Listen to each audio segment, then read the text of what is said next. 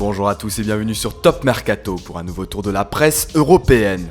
En ce mercredi 25 février, on commence avec le quotidien L'Équipe qui évoque le 8e de finale aller de la Ligue des Champions entre Arsenal et Monaco.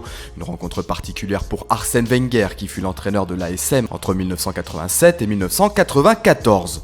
De son côté, la Provence revient sur le doublé réussi dimanche dernier par Michy Batshuayi sur la pelouse de Saint-Étienne. Le journal croit savoir que l'attaquant belge de l'Olympique de Marseille incarne le futur du club phocéen.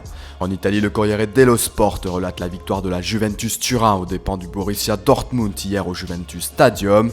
Grâce aux réalisations de Carlos Tevez et Alvaro Morata, la vieille dame peut croire en ses chances de rejoindre les quarts de finale de la compétition.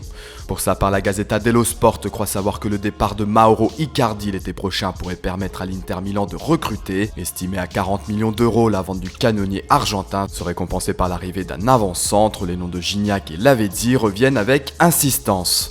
En Espagne, le journal Sport met en lumière la performance de Luis Suarez, double buteur avec le FC Barcelone sur la pelouse de Manchester City. Les deux buts de l'Uruguayen permettent au Barça d'entrevoir la qualification pour les quarts de finale de la Ligue des Champions. AS indique que l'Atlético Madrid pourra compter sur Arda Turan pour le match contre le Bayer Leverkusen en 8e de finale aller de la C1. Les hommes de Diego Simeone veulent une option pour la qualification avant le retour prévu à Vicente Calderón. On file en Angleterre où le Daily Express revient sur la volonté de la FIFA de programmer la Coupe du Monde 2022 au Qatar en hiver, précisément en novembre et décembre. Une annonce qui ne laisse pas insensibles les médias anglais puisqu'une telle décision entraînera l'annulation du traditionnel Boxing Day.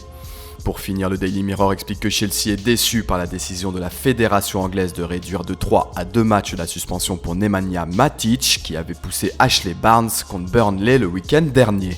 En effet, les Blues souhaitaient sans doute une annulation totale de cette sanction. Voilà, c'est tout pour aujourd'hui. On se retrouve dès demain pour un nouveau tour de la presse européenne. En attendant, vous pouvez suivre l'actualité en temps réel sur le site de Top Mercato. Nos applis mobiles et tablettes sont aussi à votre disposition, idem pour nos chaînes YouTube et Dailymotion. À bientôt.